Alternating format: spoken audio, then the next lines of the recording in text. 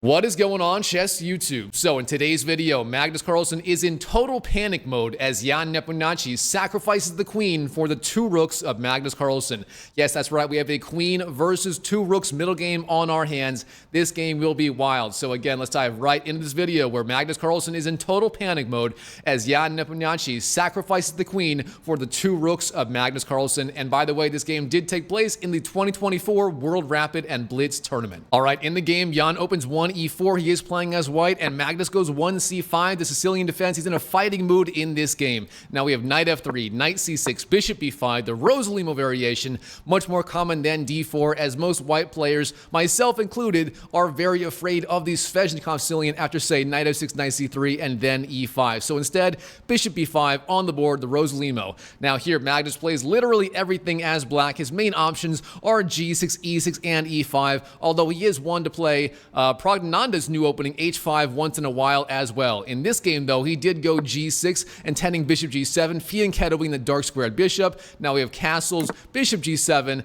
and now the main move, it is my understanding, is c3, intending a fast d4, but instead here, Ian goes rook to e1, a very clever move. Now here, the point being, black pretty much has to go e5 if he wants to fight for equality. The other moves are just not as strong. For example, knight f6 runs into bishop takes c6, therefore in the game, Magnus did go e5, clamping down on the center, but here Ian goes bishop takes c6 anyway, a very strong move, forcing out d takes, and now we have a very interesting pawn structure in the center. Black probably would rather not go e5 here very fast, as that pawn does limit his active possibilities, but on the other hand, white also committed to castling and rook to e1, both of which are not necessarily optimal in this pawn structure this early. Therefore, both sides have made some concessions, and we do have a very interesting middle game on our hands. All right, Ian, how does he continue? He goes d3, bolstering his pawn on e4, going for a light squared strategy. Of course, he trades off his light squared bishop, then goes d3, getting all his center pawns on light squares.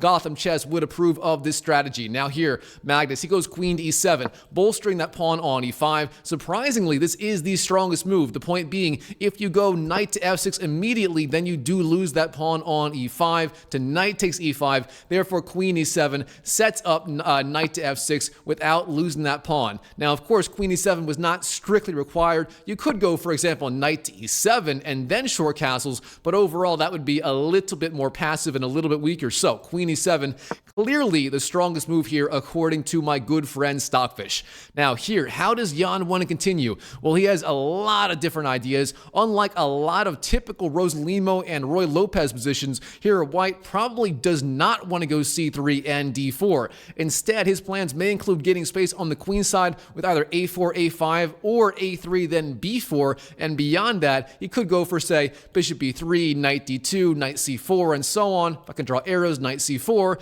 getting a rather interesting placement of his minor pieces. Now here, the big question is, do you want to go a3 and b4, or for a fast a4, a5? Well, in this game, Ian does go a4, potentially intending a fast a5, gaining space on the queen side very quickly, and AlphaZero would approve of this strategy. Now here, Magnus, he goes knight to f6, developing his knight, very solid, and now Ian, sure enough, he does go a5 in the spear of AlphaZero, gaining more space on the queen side, and it turns out this is one of the top engine lines here. The computers these days just love to go a4, a5, h4, h5 in almost any position as white. All right, now here, Magnus, how does he want to continue? Well, he does just castle, a very solid move. Nothing wrong with that at all. And now Ian is going to have, once again, a very big choice. Do you want to go, say, bishop b3, bishop g5, knight d2, queen e2, something else? In the game, he goes bishop e3, a very fine move. Again, potentially intending perhaps knight d2, knight c4, or maybe queen d2 or c1, intending a fast bishop g5. We'll have to wait and see what he has in mind for this game.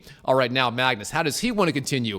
Well, the big question is, can you attack that bishop on e3 with the very fast knight g4? How does that work? Well, it turns out you can, but it's actually not that strong here. For example, if you go knight g4 immediately, then white can just go either bishop c1 retreating, or even better, bishop d2, intending a fast queen to c1, and then again, bishop h6, all the same. So, knight g4 here, it turns out, doesn't really work out, as white has those d2 and c1 squares available for for his pieces. So instead here, he does go for the move rook to d8, developing his rook onto the semi-open d file. Not a bad move at all. Now here, Jan is going to have a wide variety of choices to play. Again, his main idea is going perhaps queen d2 and bishop h6. However, here, queen d2 is a little bit of a mistake, as then after knight g4, you really do sort of lose that bishop. You lose the opportunity to go bishop h6 immediately, as then again, that knight controls h6 and attacks the bishop, and overall, white's ideas are coming to a halt. So instead of queen d2, here Jan goes queen to c1, sliding the queen over, and again, the idea being if you go knight g4, then bishop d2 keeps the bishop alive, then you go h3, driving it back, and then you go bishop h6. So Jan here finding a way to make it work, even though Magnus is being a little bit annoying. All right, now here, Magnus, how does he want to continue? Well, there are a few different ideas. For example, bishop g4, trying to trade off that knight on f3 is one idea, but instead here, Magnus does go c4. A very creative temporary pawn sacrifice. The point being, if you take that pawn, d takes c4, then black will win that pawn on e4, knight takes e4, winning the pawn back immediately. And if you don't do anything like that, then black will trade on d3, c takes d3, getting rid of his weak double pawn on c5, and of course, softening up that pawn on d3 after c takes d3. Excuse me, then the rook on d8 would be attacking it. So here, c4, a very excellent move. Now, Jan, how does he want to respond? Well, he finds the only good move in this position, also a favorite of AlphaZero and other computer engines, rook to a3, the rook lift. One of the ideas behind a5, of course, is you do give the rook these squares on the a file to move to, and here, rook to a3, it turns out, is the best way to preemptively defend that pawn on d3. Now, if c takes, then c takes, the pawn will be sufficiently defended, and that is what happens. So c takes, c takes. Now, of course, the rook is pretty active on d8, but as is the rook on a3 defending, and Jan here still maintains a little bit of an advantage. All right, now Magnus, of course, he's got to find some way to improve the placement of his pieces. Right now, besides the queen and the rook, they're not doing all that much. For example, the queenside pieces, the bishop and the rook, aren't doing anything, and the bishop on g7 is locked in by its own pawn, and that knight on f6 also is kind of biting on granite right now. So how does Magnus want to, regroup here? Well, he starts knight to h5. Very interesting. Potentially intending knight f4, maybe even giving up a pawn to do that. The point being, if white takes twice, bishop takes, e takes, then queen takes, he has to give up the very important dark squared bishop in the process to do that. So Magnus here, a very interesting choice. All right, now Jan, he continues. Bishop g5, putting pressure on that queen on e7 immediately. Do you want to go f6 or go back knight f6 as Magnus in the game? He eschews the Benfeingal counterattack with f6, instead going bishop to f6, willing to give up that very important dark squared bishop. And here Jan says, no problem. Bishop takes, queen takes is the sequence. And now, very importantly, those dark squares on the king side will be very, very weak for the rest of the game without that dark squared bishop remaining. All right, now Jan, how does he want to continue? Well, of course, you do not want to go h3 here, as then bishop takes would win that pawn, as if you take the bishop, then you lose the knight on f3. So you don't want to do that. Instead, in the game, queen to c5 chosen by Jan, a very active square for the queen. All right, now Magnus, rook to e8, defends that pawn on e5. Of course, it was being attacked twice by the queen and the knight on f3. Now we have knight d2, bishop g4, and h3, driving back that bishop. Now here, Magnus does take.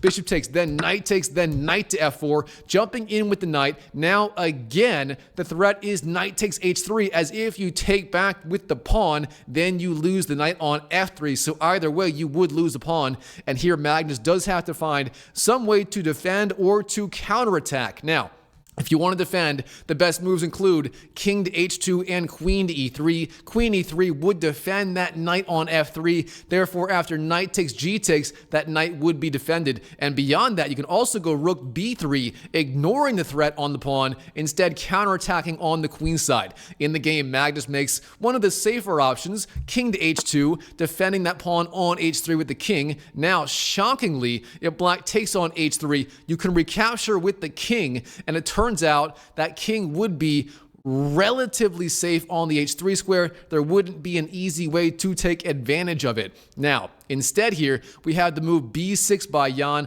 opting not to take on h3, but b6, it turns out, is a slightly dubious move. Instead, Magnus had to think about the move a6 here instead. The benefit of a6, as it turns out, white has no real way to win the pawn on b7. For example, if black went a6, then white went queen to b6. If white ever takes on b7, then rook e to b8 would win the queen essentially in many lines. So a6 overall is the best move here. Instead, b6 played in the game by Magnus. This is quite a bit weaker, and now Jan takes on b6, a takes, and here Jan makes the insane move. I do not approve of this move personally. I would have gone, say, queen takes b6, gobbling up the free pawn, but Jan has other ideas in mind. He takes on a8, rook takes a8, giving up the queen for those two rooks. Now we have b takes c5, and then rook takes e8. Let's do inventory here. What just happened is, again, Jan gave up the queen on c5 to win the rooks on a8 and e8 of Magnus Carlsen. Now, personally, I am absolutely terrible playing with the two rooks against the queen. I almost always prefer to have the queen. I just find it a million times easier to play. But Jan here has other ideas in mind. He says those two rooks are more than enough of a match for the queen on f6, but let's see how it all plays out. All right, in the game, of course, the king is under attack. The only legal move is king g7. That was played by the GOAT Magnus Carlsen. Now we have rook to e3, defending the pawn on d3, queen d6, centralizing the queen, and again, increasing the pressure on that very weak pawn on d3. Now, it turns out here, the best way forward for Jan is simply knight takes e5, gobbling up that free pawn on e5. Now, shockingly, he actually doesn't go for that. Instead, knight to e1 is the move, a very defensive move, very passive, and here Magnus goes c4, trying to break up those queenside pawns. All right, now we have d takes c4, then queen d2, flying in with the queen, king to g1 is the move, and then queen takes b2. Magnus here starting to slowly pull away with this game, the queen showing its strength on the open board.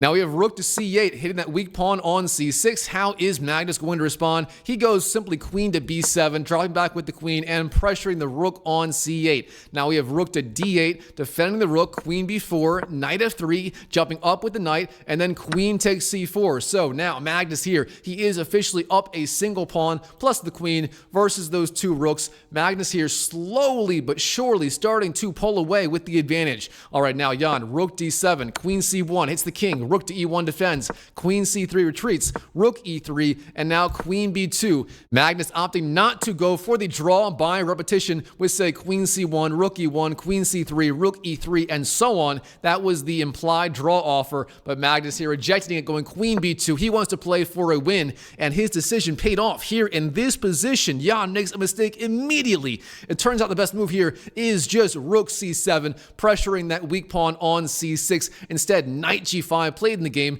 This move is a critical mistake. Now we have queen to c1, hits that king on g1, king to h2, queen to f1, pressuring the weak pawn on f2, and then after it, the rook on e3. Now we have rook takes f7, winning that free pawn, pressuring the king, king g8, and it turns out the king is surprisingly safe on that g8 square, at least for now. Now we have rook takes f4, Jan giving up the rook to fight back, then e takes, then rook to f3, threatening rook takes f4, and the rook also defends that weak pawn on f2. But here, Magnus, he goes h6, driving back that knight. Then we have knight to e6, jumping up, g5, defends the pawn on f4. Look at that pawn chain, absolutely beautiful. Now e5, advancing the passed pawn is Jan, but queen to c4 pressures that knight on e6. Then we have knight to d8, jumping back with the knight. Then queen d5, jumping up with the queen. Now knight b7, queen takes e5, king g1, and c5.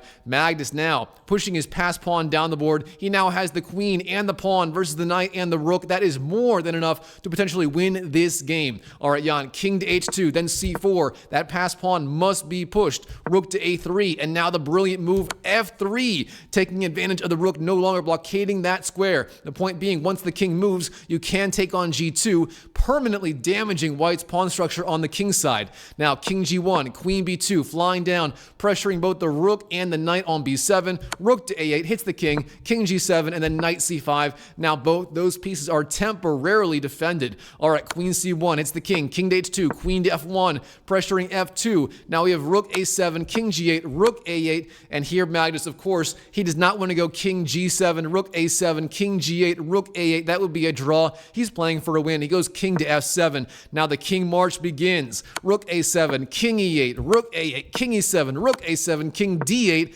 and now knight e6 hits the king, but king c8, the king is marching. Now rook c7, king to b8, and there are no more good checks in this position. The only two ones would be rook c8 and rook b7, but those would lose the rook on the spot. Therefore, instead, g takes f3 is played, and now we have queen takes f2, and now here, Jan, he simply resigns on the spot to Magnus. The point being, after king to h1, for example, queen takes f3 would gobble up yet another pawn, and this knight on e6 will be vulnerable to various checks. For example, king h2, then queen to e2 would win that knight on e6, and so on. So for that reason here, Jan, he simply resigns on the spot to Magnus Carlsen. His queen sacrifice for those two rooks of Magnus did not pay off in this game. Wow, what a game between Jan and Magnus Carlsen in the 2024 World Rapid and Blitz Tournament. All right, Chess YouTube, hope you enjoyed the video. If you did, comment down below what you thought of this game. And by the way, I am using a new mic here, so hopefully you guys enjoyed the new mic. Hopefully it is the end of those AI mic comments. I'm not AI, I'm a real person here. So hopefully there's no more of those comments in the comment section, but you know, you never know. I'm sure they will go on forever. What can you do? But anyway, hope you guys enjoyed the video. If you did, smash that like button and subscribe if you haven't, and comment down below what you thought of this game. And check out this video right here where I cover yet another one of the very best games Ian Nepomniachtchi and Magnus Carlsen have played. That game is insane. So check it out, and I'll see you in the next video.